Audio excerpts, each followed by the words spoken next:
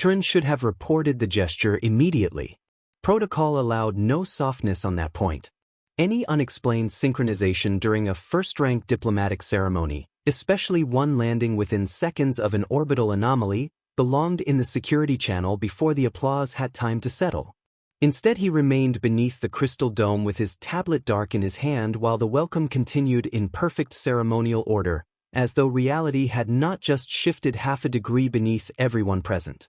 The failure unsettled him at once, not because he was careless, but because he was not.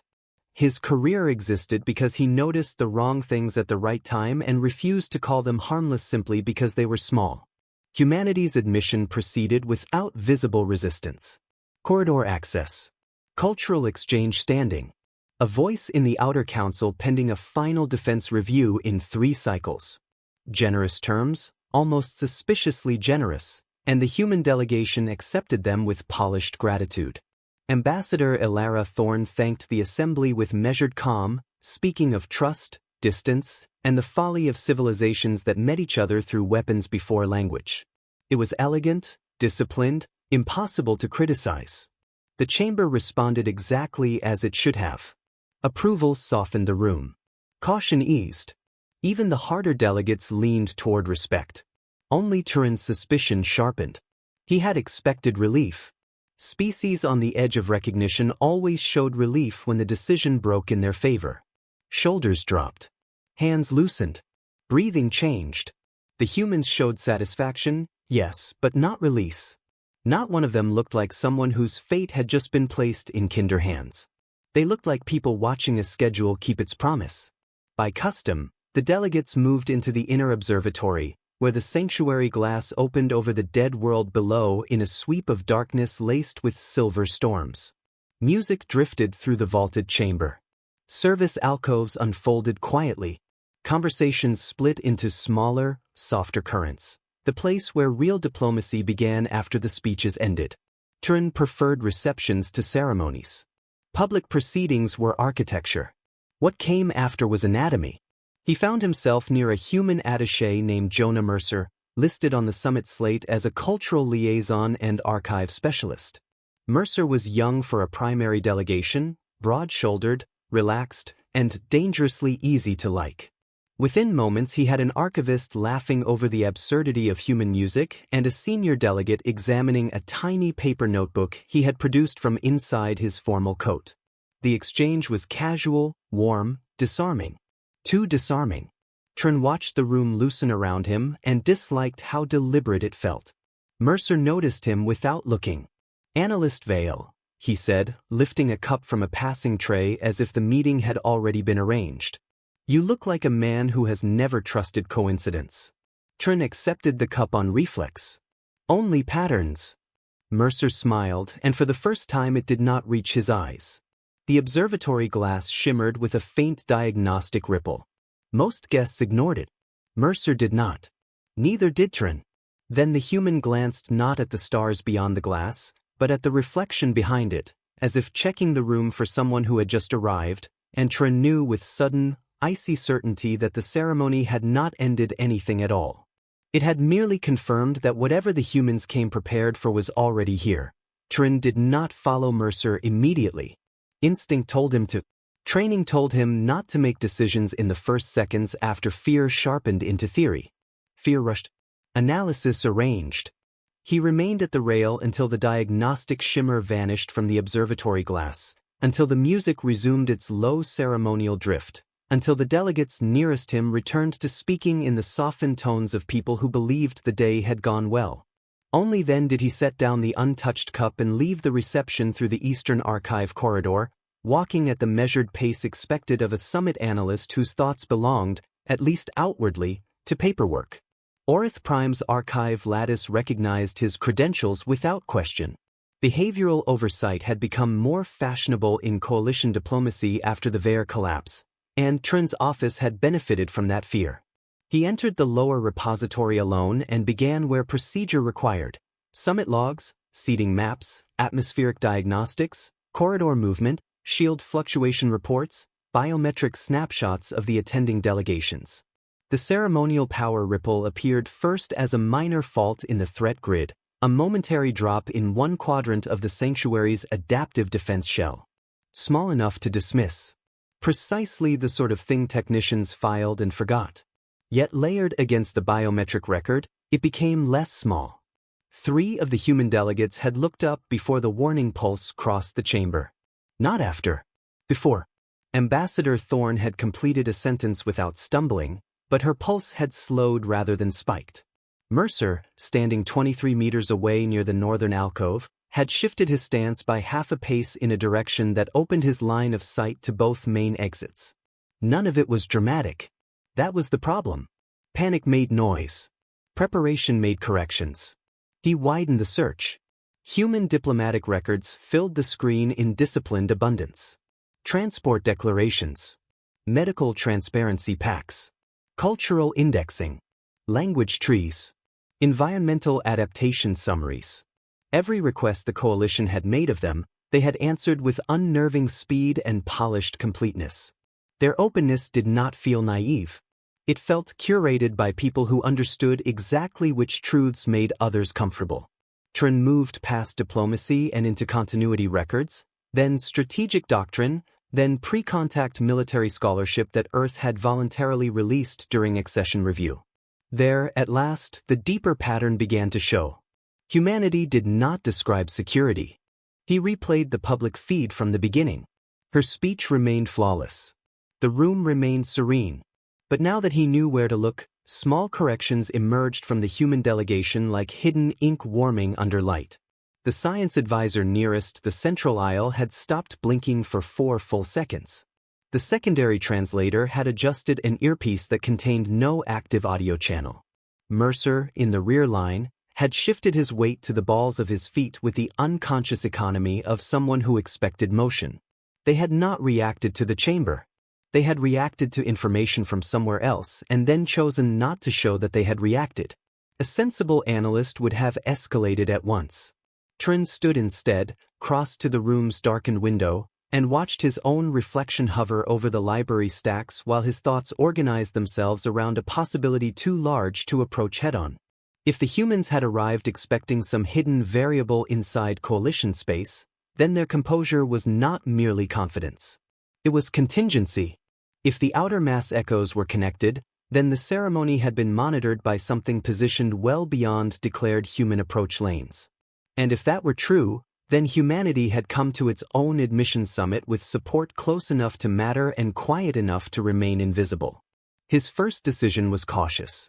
He did not notify Central Security. Not yet. Security on Orith Prime was layered through political command, and political command during a summit always leaked sideways before it moved upward. If he raised a concern too early, it would reach the wrong ears before he had proof. Instead, he requested access to peripheral maintenance footage under Behavioral Anomaly Authority, a privilege obscure enough that nobody challenged it. Corridor records unfolded across the screen in silent strips of light. Delegates moving between wings. Service drones gliding along tracks. Technicians swapping shift nodes.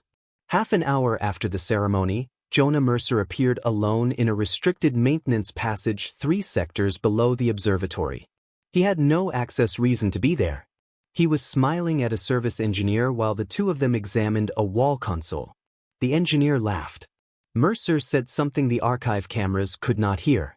11 seconds later, the engineer walked away, still smiling, and Mercer remained behind long enough to place his hand flat against the inactive panel. Teren enlarged the frame. Mercer's expression had changed completely. No charm.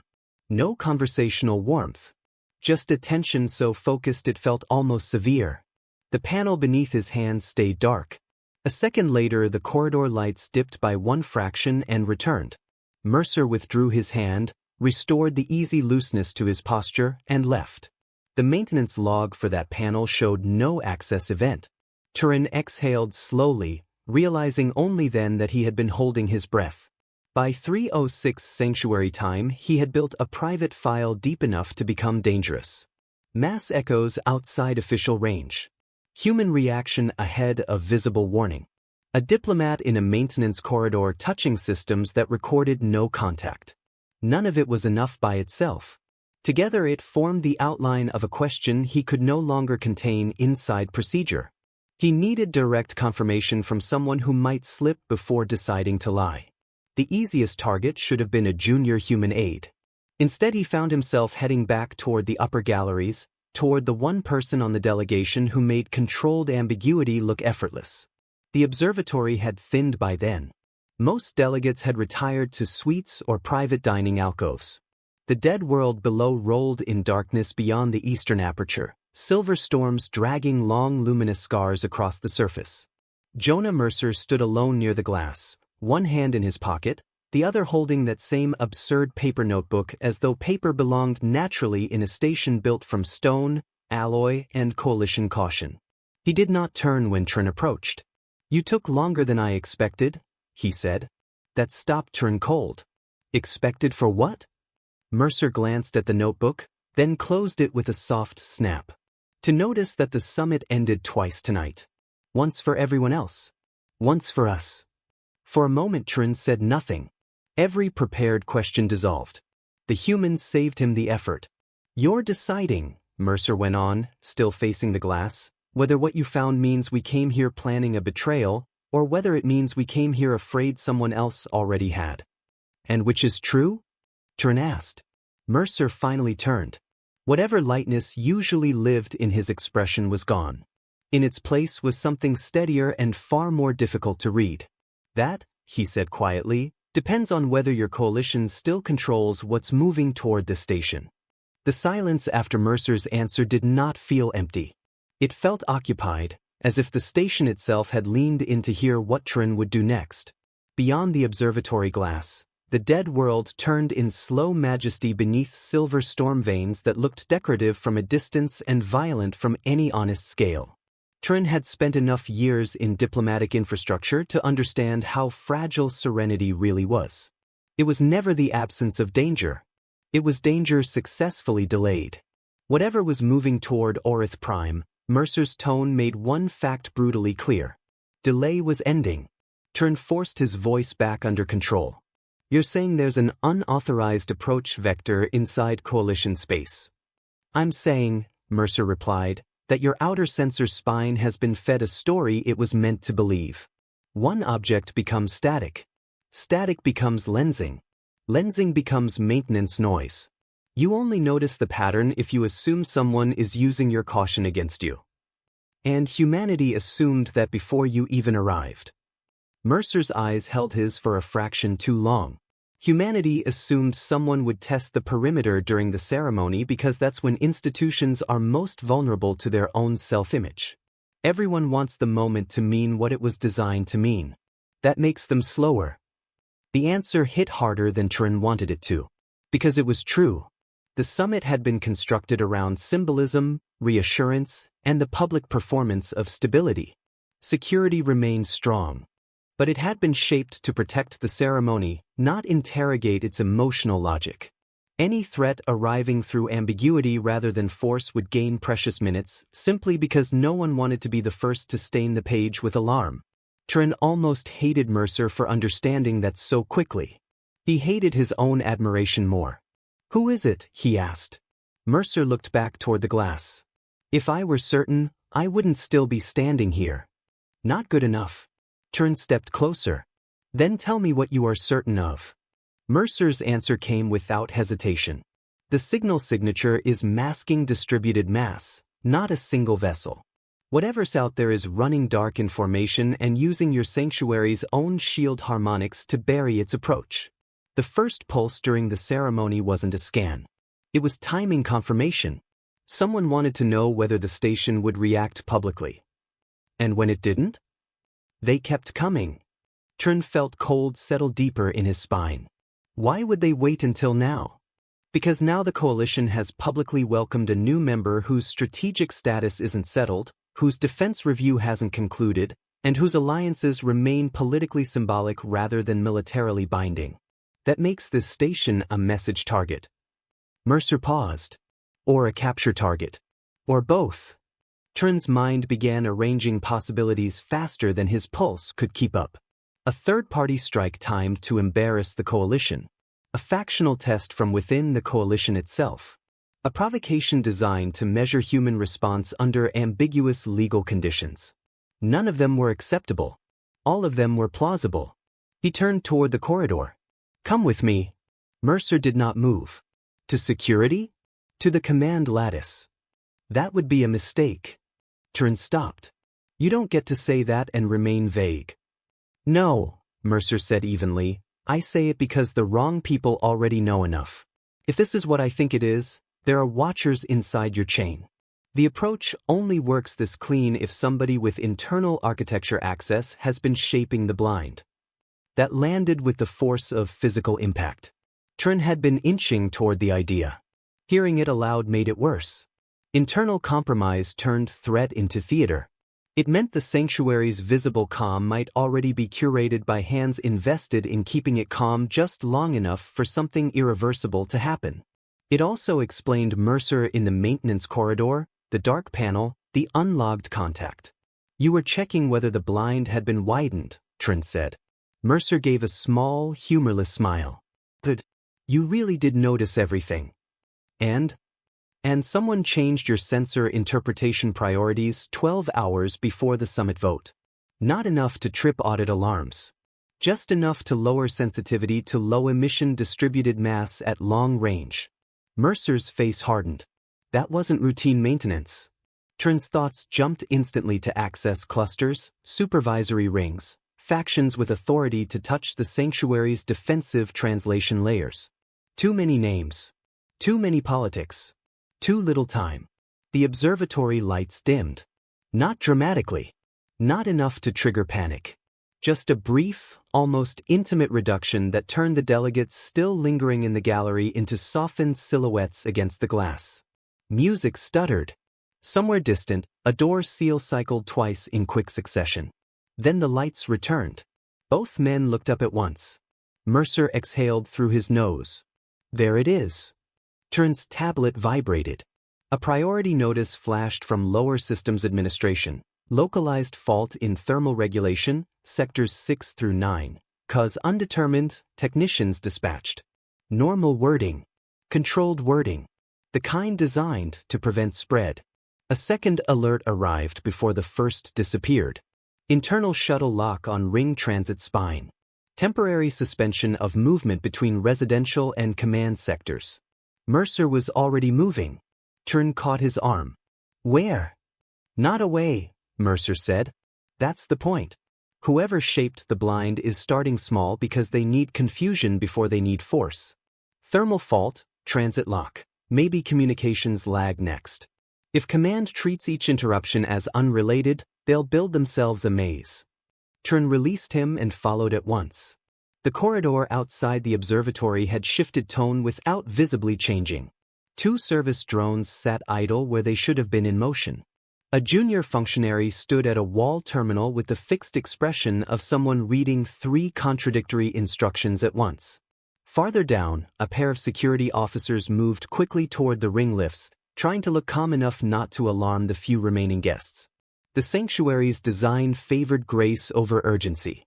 Tonight that grace was becoming camouflage. They descended through an archive spur Mercer seemed to know too well. Teren did not stop to ask how.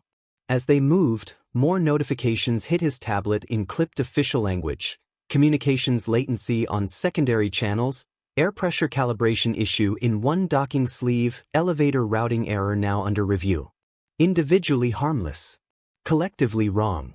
The pattern was exactly what Mercer had described. Small failures distributed just widely enough to force administrators into local problem-solving while obscuring system intention. By the time they reached the lower operations mezzanine, the first Real crack appeared. 3 technicians stood outside a sealed maintenance hatch arguing in fast, frightened undertones. The hatch should have been open. Their console insisted it was. Mercer took one glance at the diagnostic stream and swore softly in a language Teren did not know. Then he crossed to the wall panel, opened his little paper notebook, tore out a page, and slid the thin rectangle into the seam beside the access relay. The hatch opened. Teren stared at the paper, then at him. What was that? Conductive graphite trace, Mercer said without slowing. Tool. Reliable tool. Your relay lock was spoofed through software. Software lies beautifully. Hardware is honest if you ask the right way. That should not have mattered emotionally. It did.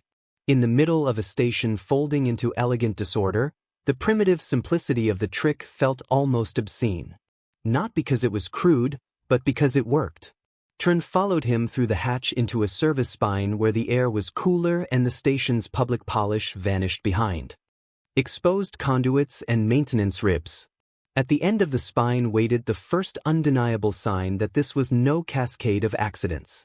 A body lay slumped against the auxiliary sensor router. Not dead. Sedated, perhaps, or stunned. Coalition uniform, mid-level systems authority, identification stripe partially hidden by a collapsed maintenance bag. Teren dropped beside the figure and turned the shoulder enough to read the badge. Supervisor Halden Vesk. Defensive Translation Oversight. Mercer's expression went flat with recognition, though not surprise. He had access. He still does, Teren said, already pulling the router logs. If someone forced credentials through him. No, Mercer crouched on the other side, touched the side of Vesk's neck, checked for pulse, then looked up. This wasn't force. Teren froze. What? Mercer pointed not at the body, but at the console. Look. The router display showed 2 layers of activity. Unauthorized priority remapping in the shield interpretation grid, yes. But also manual confirmation codes inserted in intervals too clean for coercion. No struggle pattern. No interrupted entries. No emergency flag even after the thermal disruptions began. Vesk had not been used. He had participated. For one brutal instant the crisis narrowed from abstraction into a human-scale betrayal Teren could almost hold in his hands. Someone inside Sanctuary Defense had not merely overlooked the blind. He had curated it, paced it, protected it. Whether for ideology, bribery, leverage, or something worse no longer mattered first. What mattered was that the compromise had roots inside command. Mercer rose slowly. Now you understand why I didn't want central security first. Teren stood with him, pulse hammering, the service corridor suddenly too small for the size of the truth gathering around them. This still doesn't tell us who's out there. No, Mercer said. But it tells us something more urgent. Above them, through layers of alloy and stone, a deep vibration moved through Orith Prime like a giant taking a single measured step. Mercer looked toward the ceiling. They're no longer approaching, he said. They've reached firing position. The sound did not repeat immediately. That was what made it worse. A second impact would have been an attack. A barrage would have been war. This single, measured tremor passing through Orith Prime felt instead like intent made physical, the kind of force designed not to destroy a station but to reach inside it and make everyone aboard understand that destruction remained available. The auxiliary sensor router flickered once, recovered, and then filled with contradictions. Outer shield pressure normal. Dock integrity nominal. Communications degraded on 4 non-essential bands. Tactical void. The last line should not have existed on a civilian sanctuary. It vanished a second later as the system corrected itself into composure. Teren stared at the blank space where it had been and felt the last of his uncertainty burn away. Mercer was already at the console, fingers moving with a speed that did not look frantic because it was not. That unsettled Teren all over again. The human was not meeting the crisis with courage rising under pressure.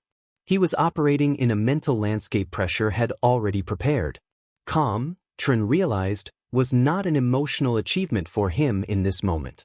It was a practiced environment. What are they doing? Teren asked.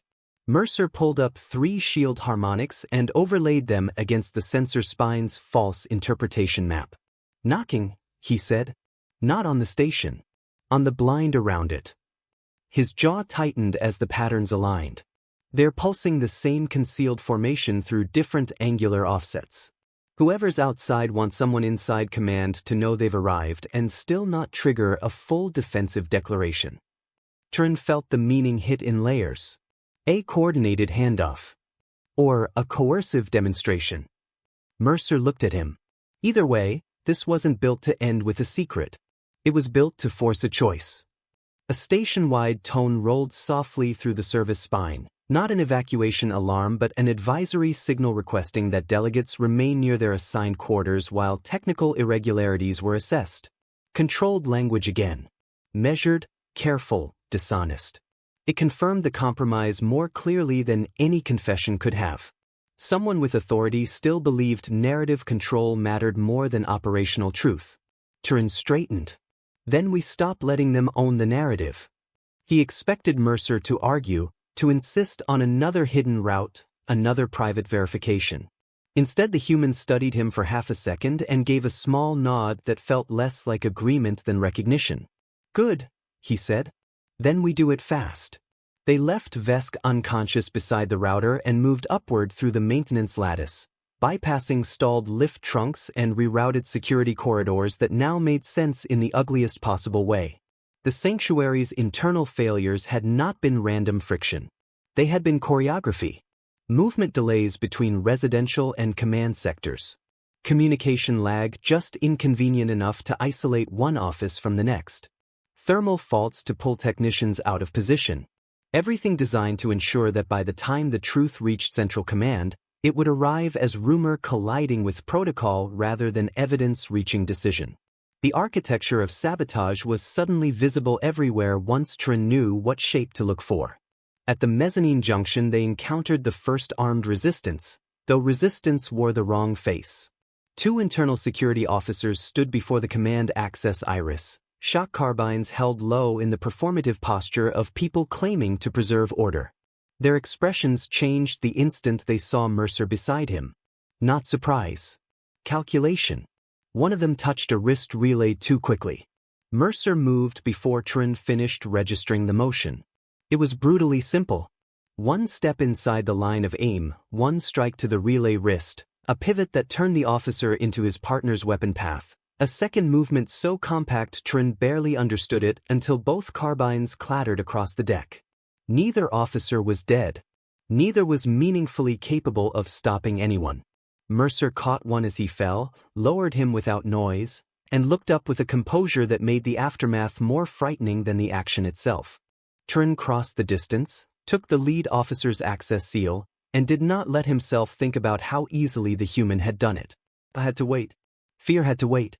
There would be time later, if there was a later, to decide how much of what he had just seen belonged to instinct, training, or some human synthesis of the two that other species had never learned to read correctly.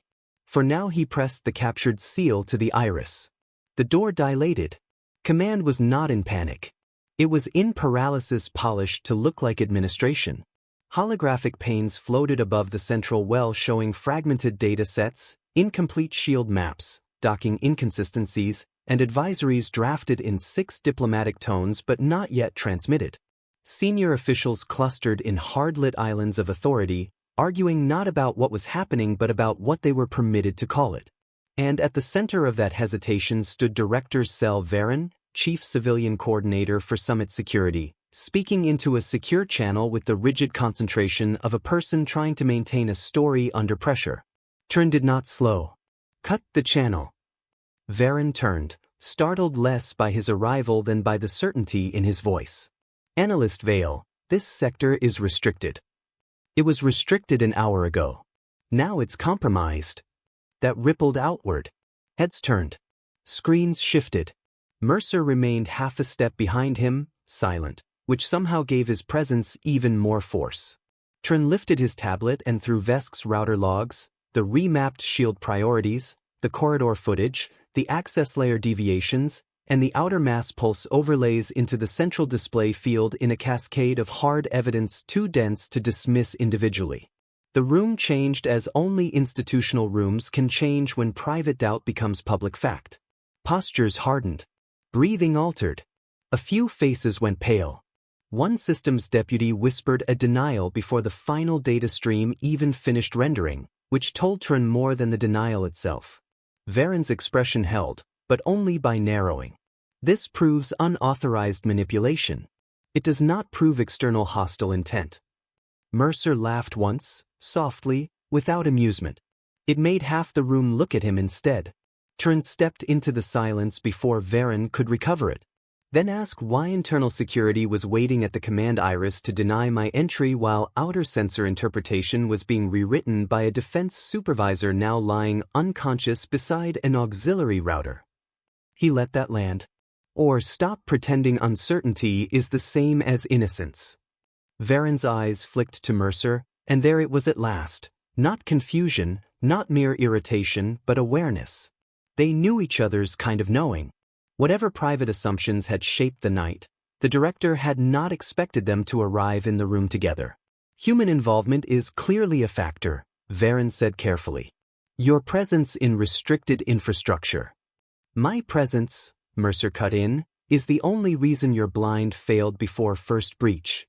The words hit like a strike because they were delivered with no heat at all. Pure contempt for the delay. Teren watched the room tilt toward the truth and understood that proof alone would not be enough. Varen would keep the crisis inside procedure until procedure killed everyone aboard. There was only one move left: drag intention into the light where politics could no longer shelter it. He triggered the sanctuary-wide command relay. Every senior channel, every delegate suite, every security node, every public diplomatic board still active under summit priority. It was a violation that would end his career if they lived through the hour. The central display flared. Outer mass echoes bloomed across the station in raw, unfiltered form for the first time, no longer hidden inside lensing excuses or technical smoothing. Not one vessel. A distributed formation. Silent, dark, and real. Audible gasps moved through the command chamber as the same image propagated across the sanctuary. Then Teren did the thing protocol would never have permitted and necessity now demanded. He pushed Vesk's confirmations, the altered shield priorities, and the timing overlays from the ceremony into the same public stream. No one could call it a maintenance fault now. No one could keep it theoretical. Varen lunged toward the relay cutout. Mercer was faster, not in spectacle but in certainty. He intercepted the movement with one hand and held the director in place just long enough for the last data bloom to lock on every active screen in the station. Around them, command finally transformed into what it should have been from the beginning. Officers began issuing real instructions. Dock control armed emergency dispersal patterns. 2 tactical clerks abandoned the advisory language queue and switched to hard status declaration. Internal security split, some moving to obey Varen's half-formed protests, others already choosing the evidence over the hierarchy that had hidden it.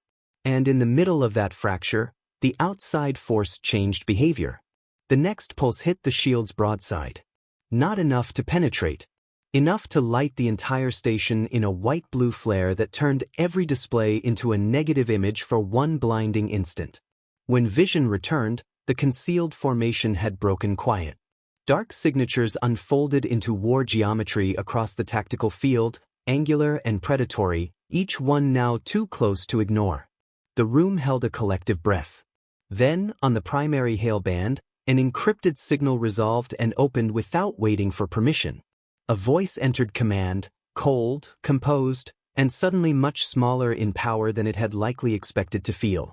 Orith Prime, it said, transfer the human delegation and your station remains intact. No one spoke. No one moved. Teren looked at Mercer. The human's face did not show fear, only a weary recognition that was somehow more terrible. There, he said quietly, for Teren alone. That was the part one hoped I was wrong about. In that moment, the final shape of humanity settled into Teren with startling clarity. Not reckless. Not blood-hungry. Not secretly eager for war. They were something far more difficult and far more dangerous to underestimate. A species that had learned, across centuries of pain, that peace was worth wanting honestly and defending without illusion. They had arrived smiling because the welcome mattered. They had arrived prepared because wanting peace had never once guaranteed it. Below the station, the dead world turned beneath silver storms. Around the station, the hidden formation tightened. Inside command, the coalition's masks were finally gone. And for the first time that night, Teren understood exactly why the humans had never looked relieved. They had not come to Orith Prime expecting to be protected by the coalition. They had come to see whether the coalition was worth protecting beside them.